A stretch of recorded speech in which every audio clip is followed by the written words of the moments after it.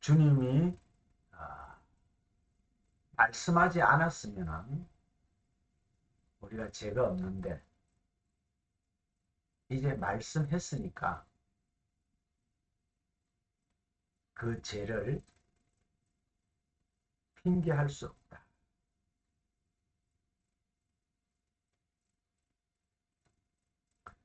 이 죄를 핑계할 수 없다. 이게 오역입니다. 원문은 프로파시스, 외모, 외식, 거칠해, 이렇게 되어 있어요. 다시 말하면 성경에서 외모는 밖의 것이, 그럼 밖의 것이 있으면 안의 것이 있죠. 드러난 것이 있으면 감추인 것이 있잖아요. 밖의 것은 율법 성경이고, 안의 것은 말씀 진리죠.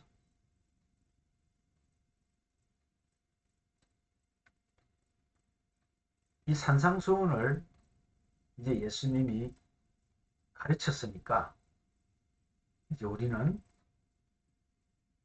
우리의 책임이 아니라고, 하나님 책임이라고 말할 수는 없어요. 이제 전해버렸으니까, 가르쳤으니까 우리 책임이라는 뜻이에요. 그러니까 외적으로 보이는 것으로 신앙생활을 하면은 죄라는 거죠. 내용을 가지고 있어야 된다. 내용.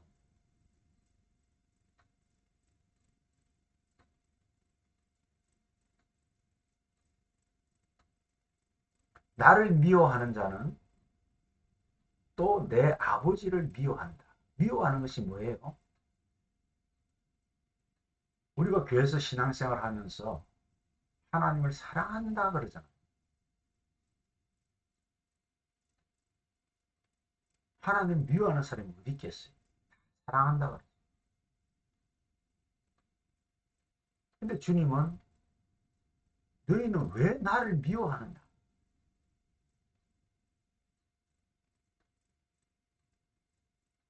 왜 너희는 외적으로, 율법적으로, 거칠로 신앙생활 하느냐?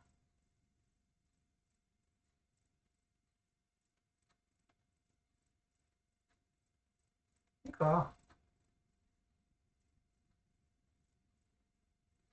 주님의 말씀을 이해하지 못하면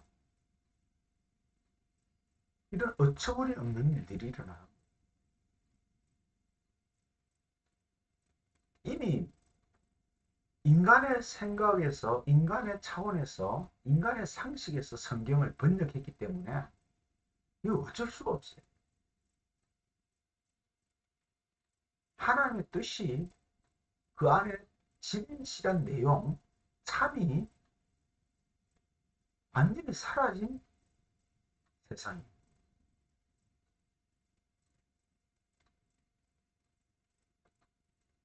보는 것밖에 볼 줄 모르죠. 율법을 행위로 지키려는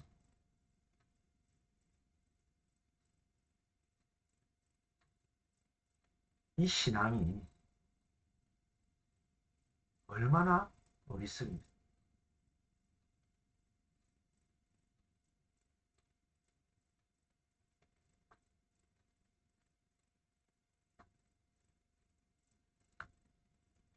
2000년 전에 오셔서 예수님이 다 말씀하셨음에도 불구하고 그렇게 많은 신학자, 신학 박사들이 탄생해도 그 안에 있는 내용, 진리가 전달되지 않았어요.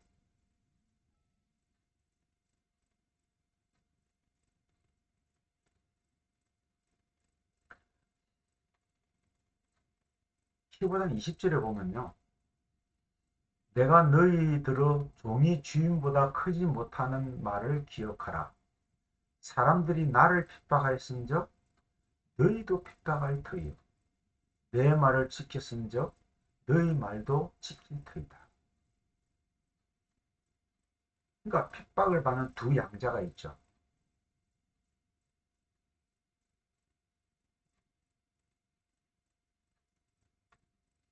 다시 말해서 예수님을 미워하면 아버지를 미워하는 것이고, 진리를 가진 자를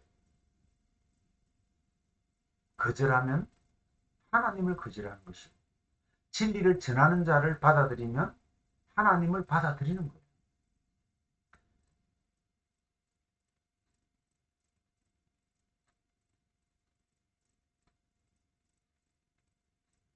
우리가 진리에 대해서는 과거에는 율법적인 신앙생활밖에 할 수 없다는 것을 인정해야 됩니다. 그럼 누구를 미워하는 거예요? 하나님을 미워하는 거예요. 그러니까 지금 신앙생활 하는 사람도 열심으로 자기 행위를 하나님 앞에 가지고 나가지만 열심으로 하나님을 미워하고 있다는 사실을 몰라요. 하나님을 사랑한다는 거예요.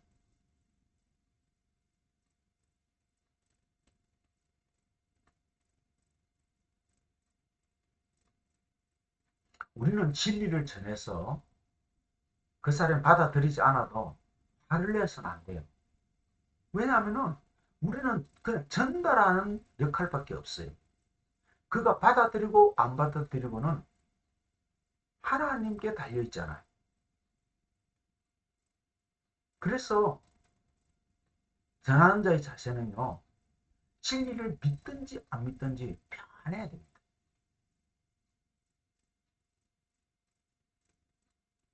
우리가 부부싸움을 왜 합니까? 내 말을 안 들으니까 부부싸움 하잖아요. 근데 우리는 하나님 말씀을 전할 때 내 말을 안 듣는다고 해서 화내면 안 되는 거예요. 왜? 이게 내 말이 아니잖아요. 아버지 말이잖아요.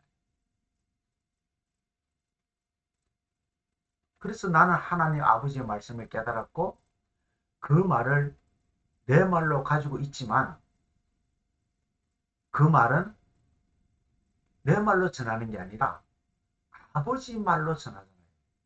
그러니까 믿든지 안 믿든지 나하고는 상관이 없어요.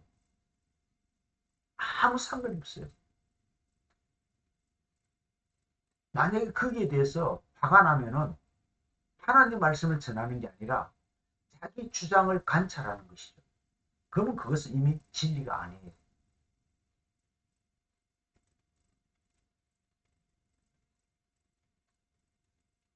나를 미워하는 자는 또 내 아버지를 미워하는, 내가 아무도 못한 일을, 그렇죠. 율법을 가지고 할 수 있는 일은 하나님만이 할 수 있잖아요. 저희 중에 하지 아니하는 것을 저희가 죄 없으리요. 지금은 너희가 나와 내 아버지를 보았고 또 미워하였도다. 지금 다리신 서기관들한테 말씀하시는 거잖아요. 외적인 율법적인 신앙생활하는 사람들에게. 자, 이제 진리가 오셨어요. 왜? 성령이 오셨잖아요. 그걸 위로라고 번역했죠. 위로는 파라클레토스, 초청장이에요. 파라, 초청하다, 카라, 부르다, 초청한다는 뜻이거든요. 왜냐하면 성령이 오시기 전에는 우리를 초청할 수가 없어요. 그래서 진리에 대해서 갈급한 자가 애통한다 그랬잖아요. 애통은 6월절, 드디어 예수 그리스도의 죽음을 아는 자들이라 그랬잖아요. 그러면 위로를 받는다, 즉 초청을 받은 자다, 이렇게 말하는 거예요. 우리가 감정적으로 인간의 생각으로 팔복을 해석할 수가 없다 그랬죠. 팔복은 진리니까. 그러니까 지금은 외적으로 신앙생활 할 때가 아니에요. 만약에 외적 신앙을 하면 망하는 거예요. 하나님을 점점 미워하는 거예요.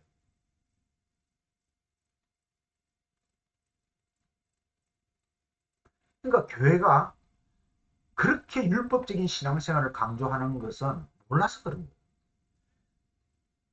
자기들에게 닥칠 일이 어떤 일인지 전혀 모르는 거예요. 배짱이 너무 좋죠.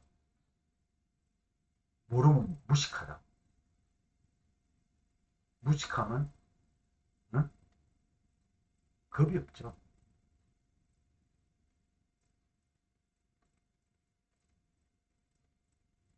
우리가 온유한자에 대해서 지금 하고 있잖아요. 셋째, 그 땅이 뭐죠? 땅을 기업으로 받는다. 약속의 땅, 언약의 땅, 형식적으로는 가나안 땅이죠. 그러나 온유한자가 받을 상속될 땅과 온유하지 못한 자가 받을 상속의 땅은 전혀 다르다고 말씀드렸잖아요.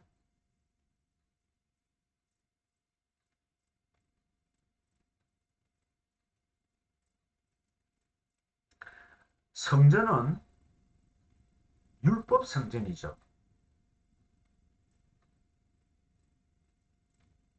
건물로 지었잖아요. 말씀을 건물로 나타낸 거예요. 성전을 통해서 계명을 가르치잖아요.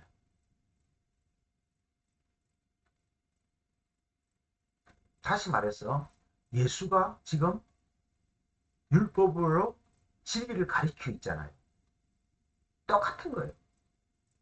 건물 성전에서 계명을 나타내듯이 육체 성전으로 오신 예수가 진리를 가르치는 거예요.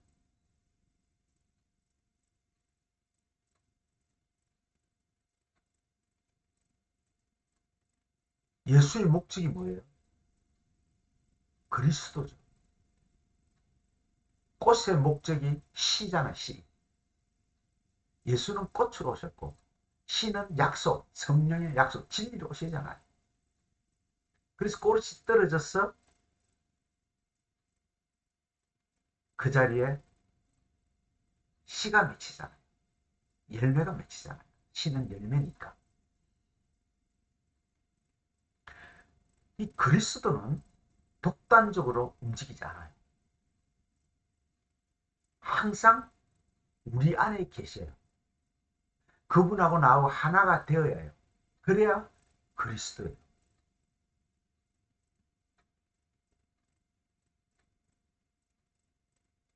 자, 보세요. 하나님이 건물 성전으로 오셨죠. 그 다음 예수 성전으로 오셨죠. 그래서 이걸 헐라 그랬잖아요. 왜? 세 번째 성전을 주신다는 거예요. 그러니까 세 번째 성전이 뭐예요? 그리스도잖아요. 그게 뭐예요? 성령이 거하시는 전인 줄 모르느냐. 그러면 우리 시대에, 지금 시대의 성전은 우리가 상속받은 그 땅은 무슨 땅이에요? 성령이 거하시는 전이야.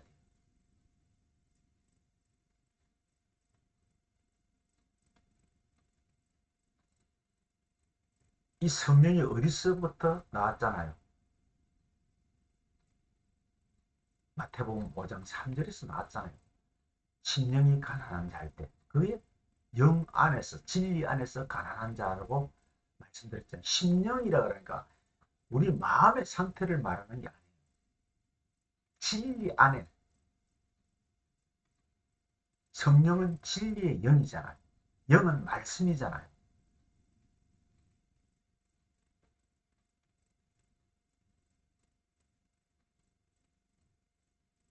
그래서 두 번째 성전이 허물어지고 완전히 죽고 사라지고 그 다음에 세 번째 성전이 세워지는 것이 최종적인 완성 성전이라고 하는 거예요. 그러니까 우리가 진리가 될 때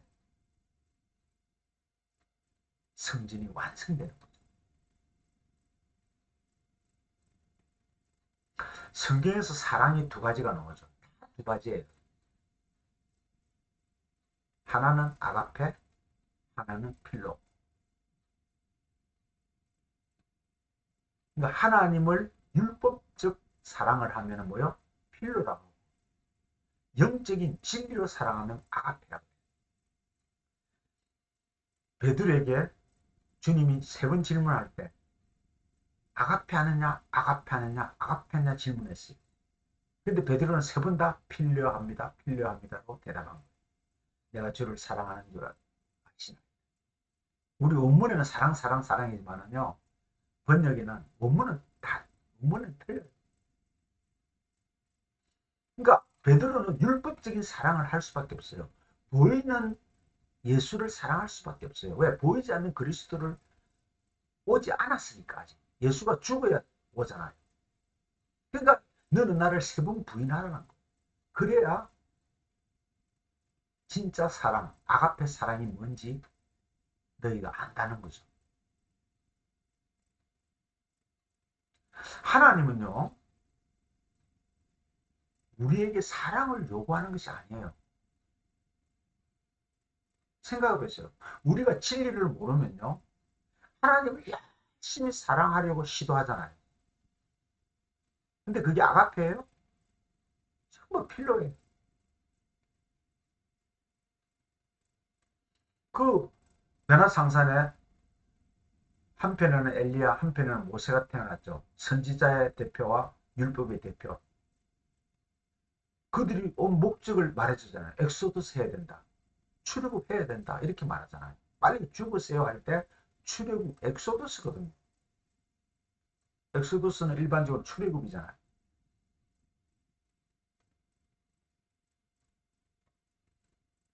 그 출애굽하려면 어린 양의 죽음, 애통, 유월절이 있어야 되잖아요.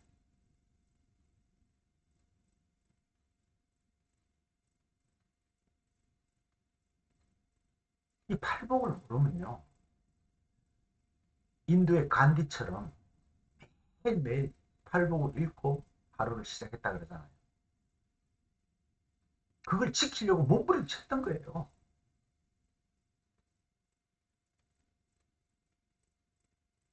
이게 밖에 것으로 하는 거예요. 이게 핑계치 못한다는 말이에요.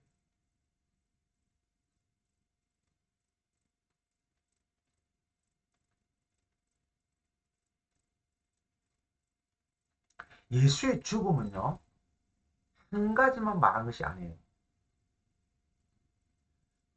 첫 번째는 그가 안 죽으면 못 나가요.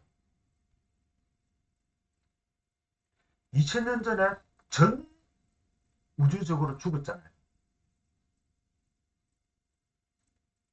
그러나 모든 사람의 죽음은 아니에요. 왜? 예수 그리스도의 죽음을 모르면은 그 죽음은 그냥 죽음이에요. 그것을 믿어도 아무 의미가 없어요.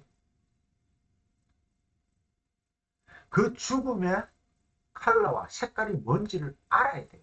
그가 죽는 목적이 뭐냐를 알아야 되거든요. 우리를 밖으로 내보내는 죽음이라는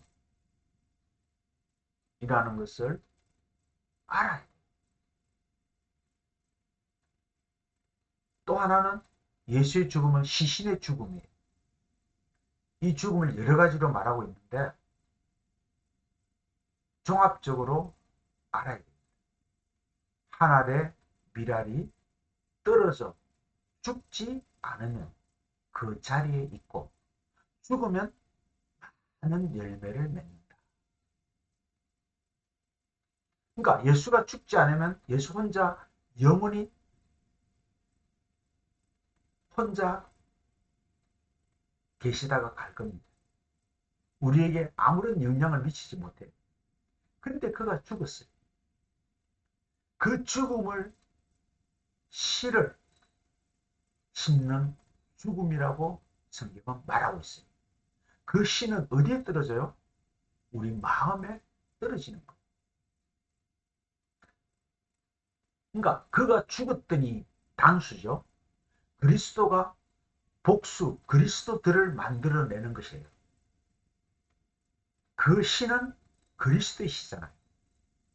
그 씨가 자라서 열매를 맺는 거죠.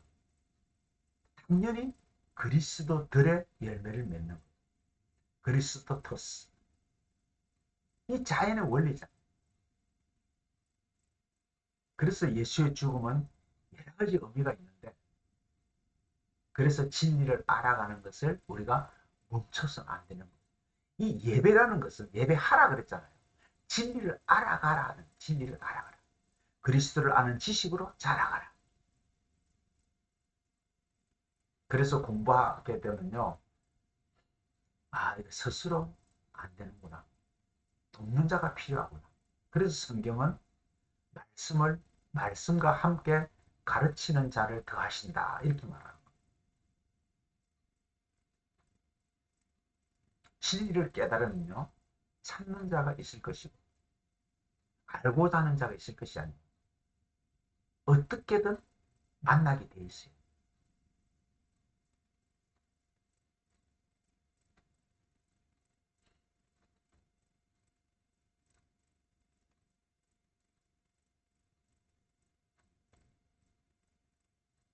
갈급한 자가 찾게 되겠죠. 또 갈급한 자가 찾으려고 하겠죠. 그게 진짜 아가페 사랑이니까.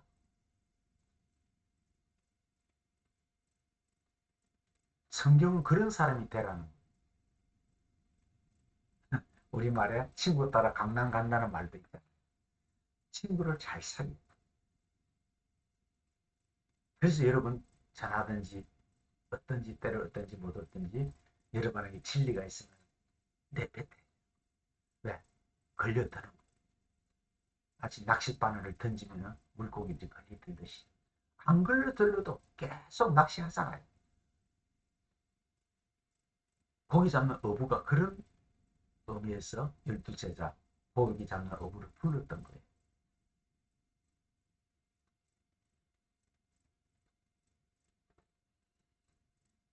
자, 한번 정리해 보면은 진리에 대해서 갈급한 자는 하늘들의 섬김의 복이 있죠. 천국이 저희 것이라 그랬으니까. 하늘들의 섬기는 복. 예.